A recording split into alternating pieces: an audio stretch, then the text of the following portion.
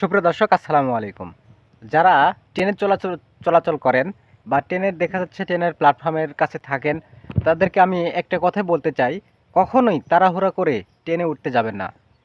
এই স্ক্রিনে দেওয়া একটা ছবি দেখে বুঝতে পারছেন যে একজন ব্যাপারী, তিনি তাড়াহুড়া করে ট্রেন আসতেছে, ট্রেন আসার সময় তাড়াহুড়া করে যেতে গিয়ে পা পিছলে হঠাৎ করে ট্রেনের নিচে পড়ে যায়। আসলে প্রত্যেকটা জিনিসেরই ধৈর্য রয়েছে। আপনি যে কোনো জায়গায় আপনি যেকোনো জায়গা যান, সেখানে ধৈর্য ধারণ করুন। একটু সবুর করুন। কারণ আপনার একটু ধৈর্য ধারণে আপনার জীবনটা রক্ষা পেতে পারে। এই ব্যাপারে যদি একটু ধৈর্য ধরে আস্তে ধীরে যদি সে পার হতো, তাহলে এই কাজটি তার হতো না।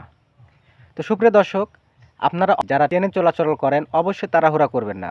কারণ তাড়াহুড়া করতে গেলে আপনার জীবনটা চলে যেতে পারে।